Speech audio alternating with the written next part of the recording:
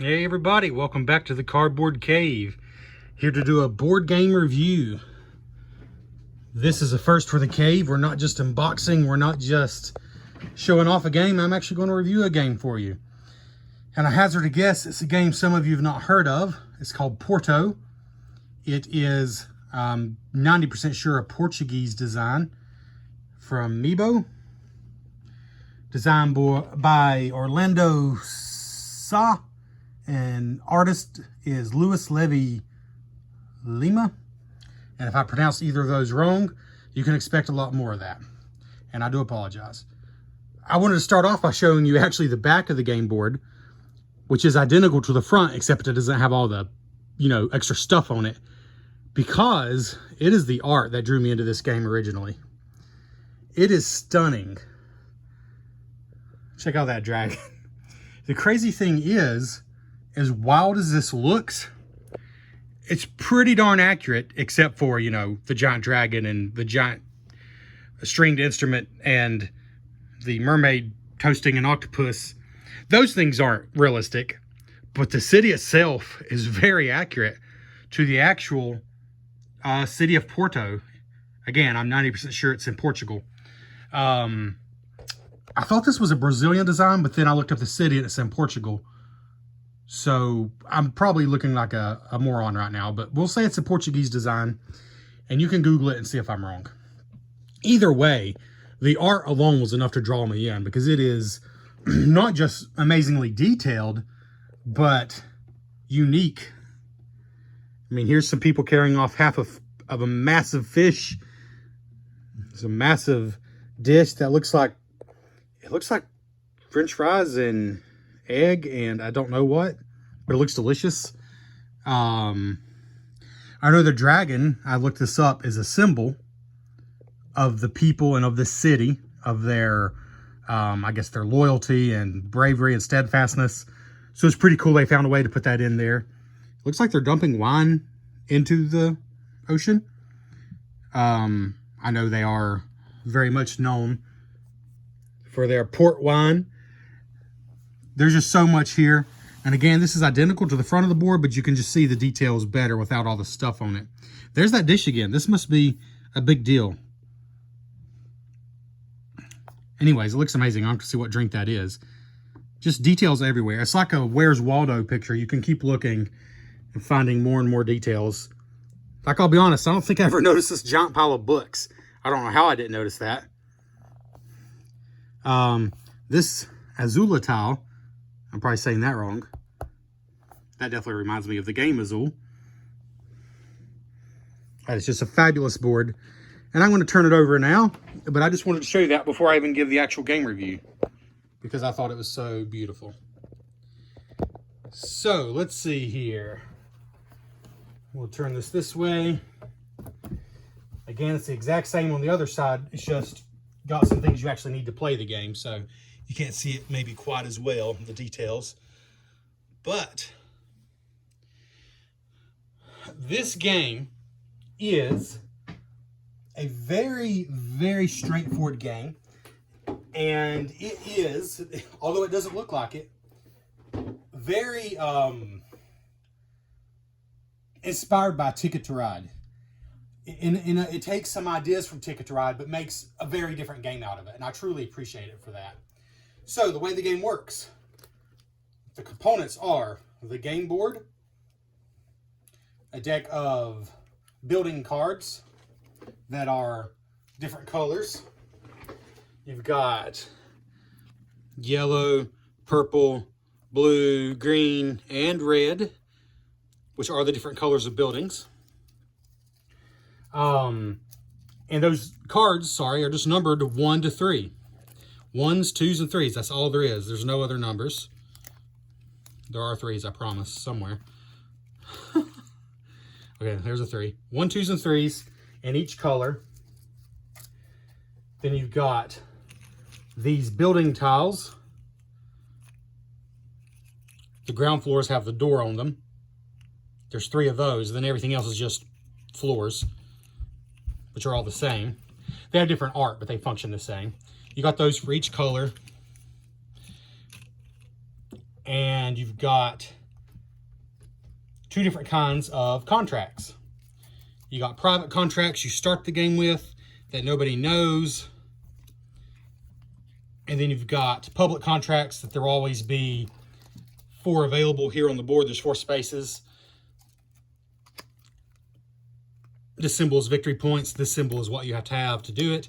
And I'll explain some of these, but basically what you got is, let's go and put some of these out here, a game that only gives you 2 options on a turn. It is, rules-wise, barely a step up from Ticket to Ride, I would say. It's about, I would say, a step up from Ticket to Ride. You got these roof tiles that go up here on top. Depending on how many players you're playing, the game will end after a certain number of buildings are complete. Once a building has all the floors done, a roof tile comes off and automatically populates it. So if we were playing a 2-player game, we would only have that many before the game ends. You go all the way to the end if you're playing with 4 players. The game plays 2, 3, or 4 players. I have played at 2 and I have played at 4. I believe it plays pretty much equally well at both. And I'm going to just basically walk you through a couple turns because it really is that simple. You'll start with randomly on the bottom of each building. And do not use this video to learn the rules, but I think you could use this video to see just how simple the game is. Not simplistic, but pretty stinking simple to learn. I would say if someone has played Ticket to Ride a couple of times and they feel comfortable with that level of game, they could learn this pretty easy. There's only 1 or 2 slightly niggly things that might make it slightly more advanced to learn than a game like Ticket to Ride. Got your score markers here. You just go over here on the scoreboard. Scoreboard goes around the edge. Everybody gets 5 of these private contracts at the start of the game, and they keep 3. That will remind you of Ticket to Ride, where you pick destination tickets and keep so many. But unlike in Ticket to Ride, those 3 are the only ones you have for the whole game. And they really are just a bonus. They're not the end-all, be-all. Because you can make a lot of points in this game just playing it. Everybody gets a reference card, which is nice. It has your 2 options you can do on a turn, and the way the buildings score, which I'll explain both. And you're ready to go. I guess I can show you here. The only other part of setup is you got piles of all the buildings, all the colors. You got piles of those set up and ready to go. Otherwise, I've shown you everything that you need to set up. It's really not a bad setup time at all. Sorry, there we go. So, the way a turn works, it's quite simple. Oh, I did miss one thing. The actual building cards. You start out, there's always, at the end of a player's turn, 1, 2, 3, 4, 5.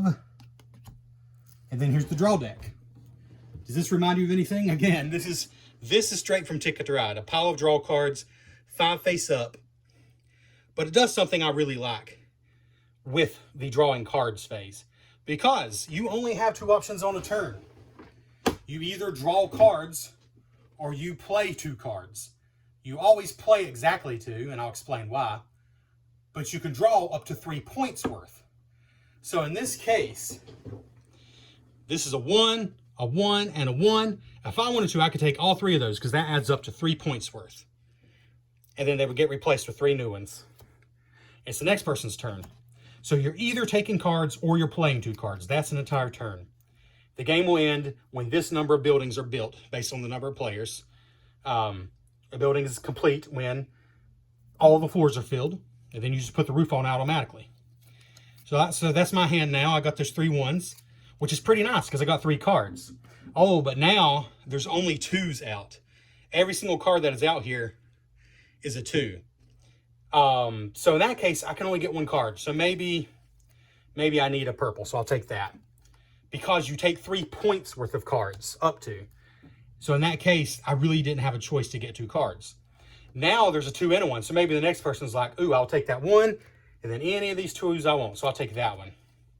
Okay, next person's turn. Okay, so they could take, in this case, there's 1s and 2s available. They could take a 2 and a 1, or they could take 2 1s, but they take the 2 1s, that's all, because that would be 2 points worth. And there's not a third one to take. So you got options. Now, if there was a 3 out, let's go and get a 3 out here. If there were a 3 out, let's just say there was a 3 out here. Obviously, that's the only card you would get.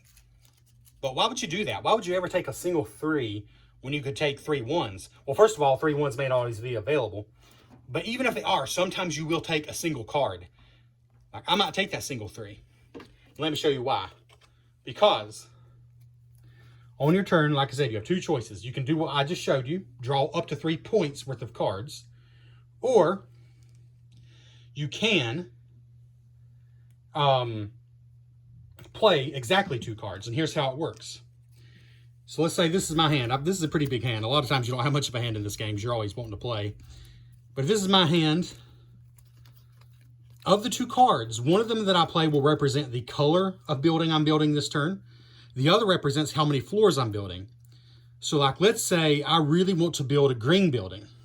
So what I could do is I could take this green 1 and this purple 3, and then I announce I'm building a green building. That's what the green card is going to be used for. And it's going to be 3 floors. Alternatively, with these cards, I could build a purple building, but it's only going to be 1 floor. But no, let's say I want to build green. So green building, 3 floors, and it has to be exact. I can't choose to build 2 floors or 1 floor if I played that card. So I take one of the ground floor pieces with the door. I pick any building I want. These randomized bonuses are out here. So in this case, hey, I'll just pick this one that's a 4, because that's 4 points. I'll give myself 4 points. Then this ground bonus moves to any roof I want. I'm like, you know what? I'm going to finish this building right now. No, I'm not. I'm almost going to finish it. But I'm going to go and move this 4 to here. Now, whoever, it doesn't have to be me, whoever finishes this particular building will get this point, 4 points. Then that one will just go out of the game. So there's a ground floor bonus, and on certain buildings there will be a finishing bonus. So anyways, I played, and I've already messed up. It's supposed to be a green building. My apologies. Same difference though, because I said I was playing a green building, 3 floors. So there's 1 piece, 2 pieces, 3 pieces. Now, how does it score? Well, it's laid out very easily. You always get 1 point per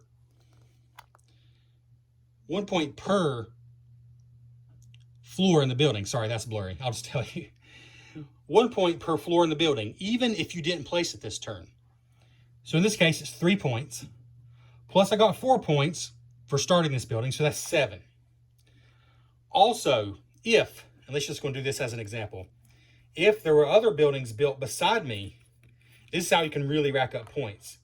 Let's say it was like this. By the way, there is a rule. You can't have 2 identical color buildings next to each other. So like this couldn't be a green building. This couldn't be a green building. That's pretty much the only weird rule to remember, honestly, as far as building. Otherwise, once you start building, of course, anyone else can add to it later. And you have to build whatever you said. So like in this case, I said I was building 3 green floors. So I had to put 3. I couldn't choose to put more or less. So now to finish this building, it has to be a 1. So for example, somebody could do this.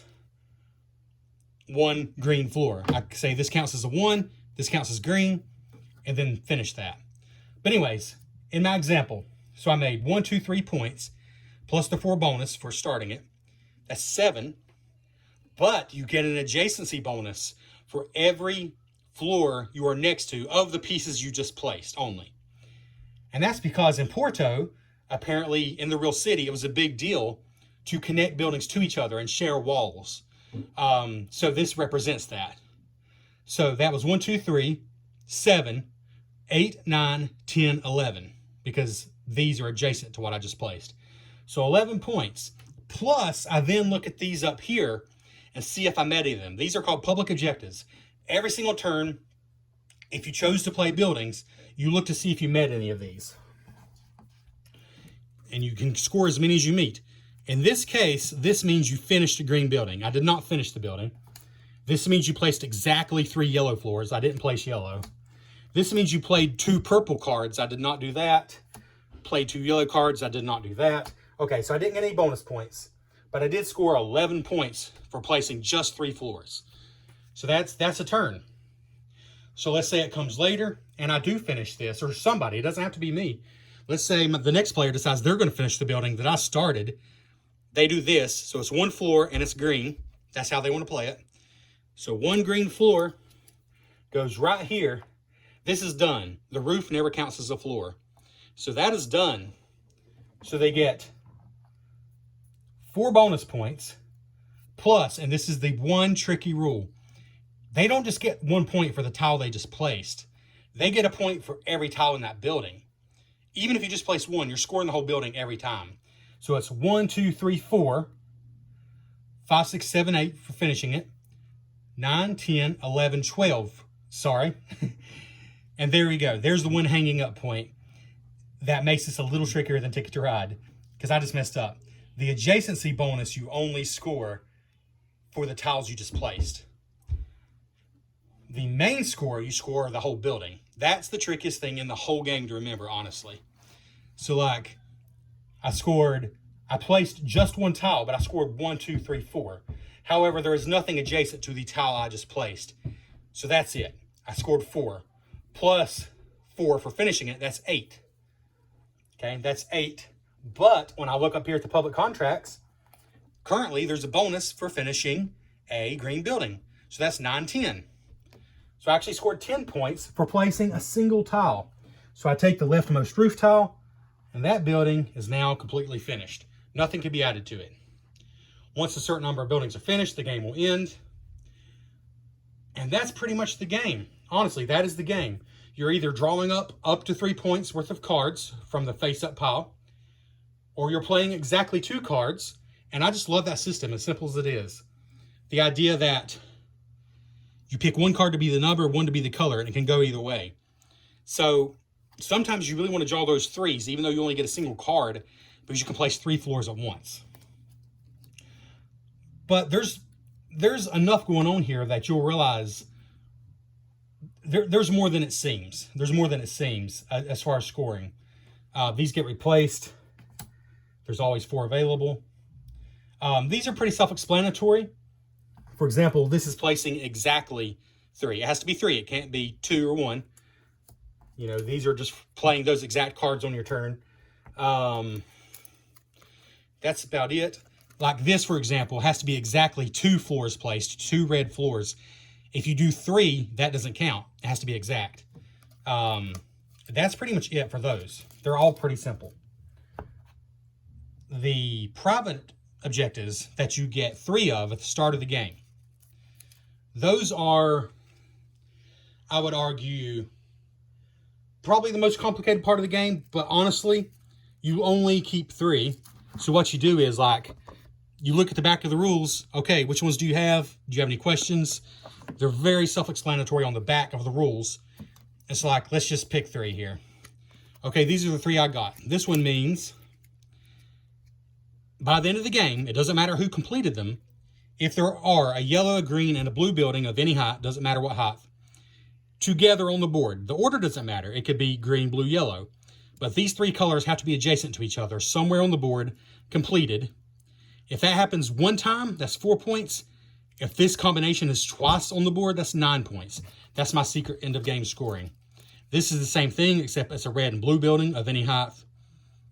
If it happens 3 times, that's 10 points. This is probably one of the most complicated ones, but once you know how it works, it's simple. This is a building of this color, in this case yellow, of any height, completed on the edges of the board. If it happens once, it's 2, 5, or 9 points if there's 3 yellow buildings on edges. Edges would be like, you know, over here, this one. This is an edge because the board is divided in half. Then you got this half. You know, that's an edge, down there's an edge. Let's see. Most of them are just variations of that. This is 3 completed red buildings. anywhere. They don't have to be adjacent, but it also doesn't score as much.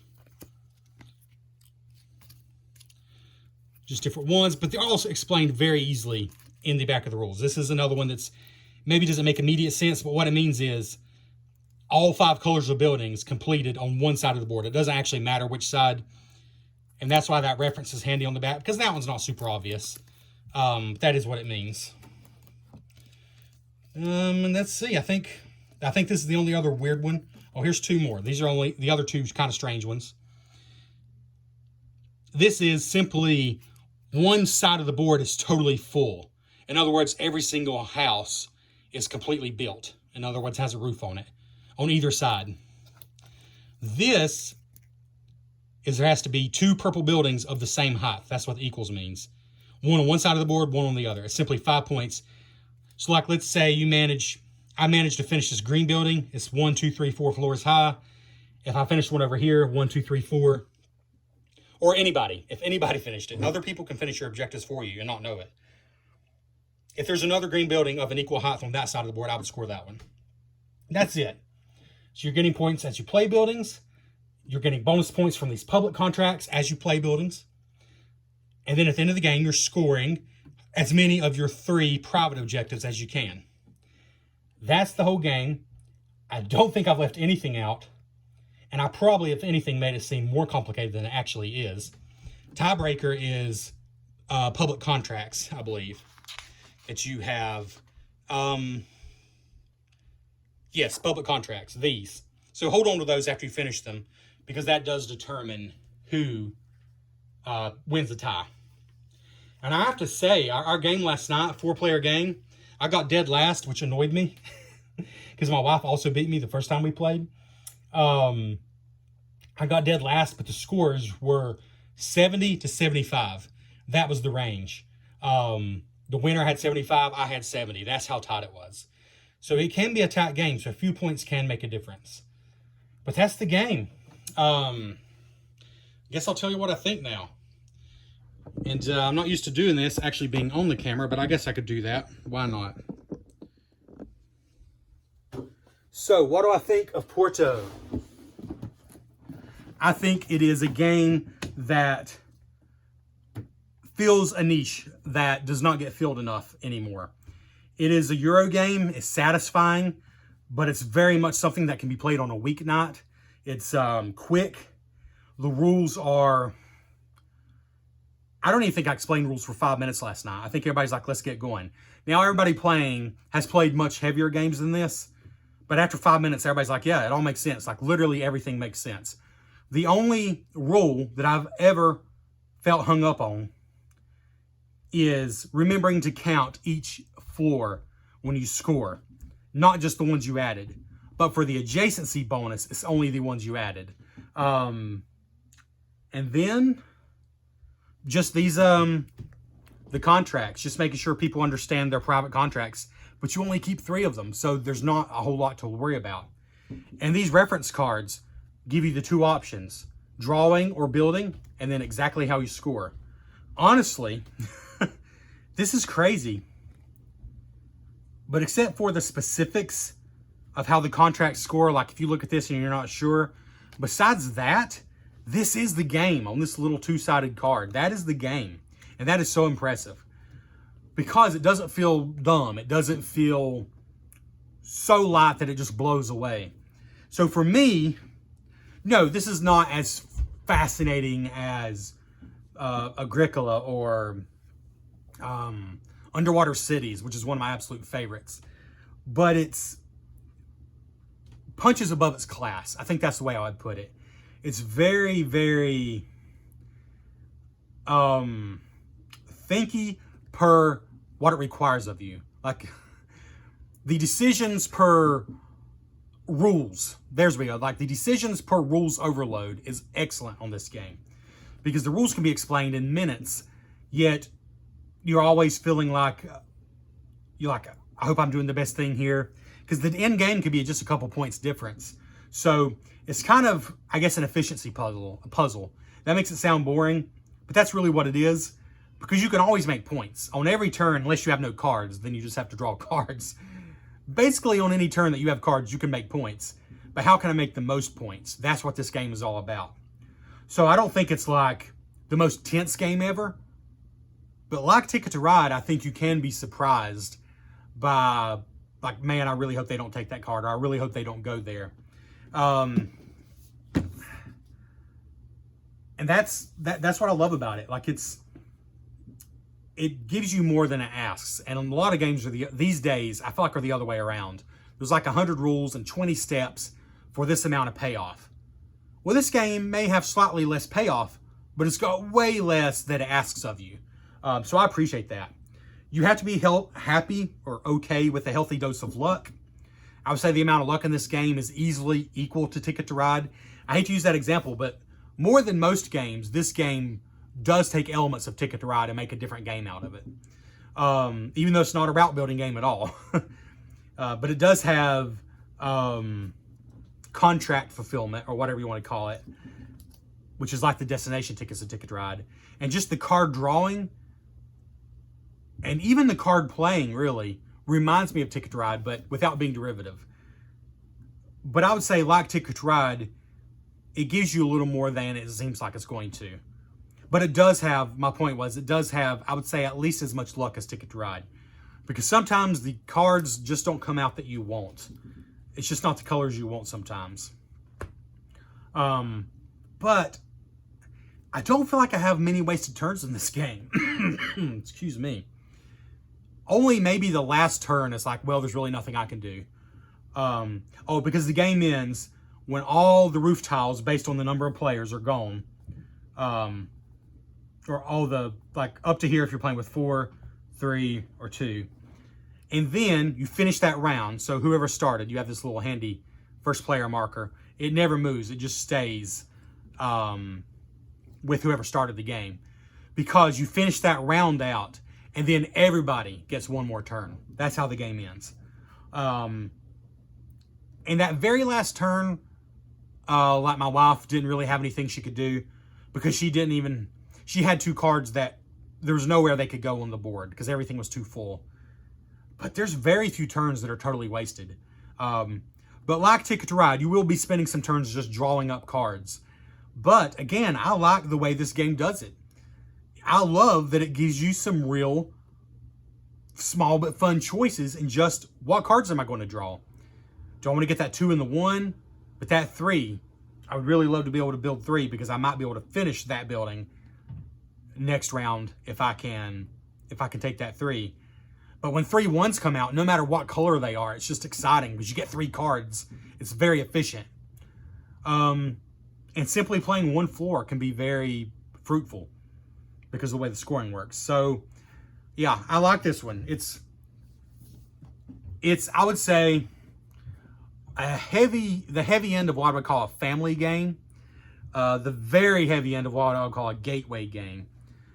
As far as rules. But just barely over what I would call a gateway game. And I think some people would call this a gateway game, and that's fine. Because it's pretty darn easy to learn. If you got one person at the table who's played games before and knows how things work, I think you're going to get most people to be able to play this game.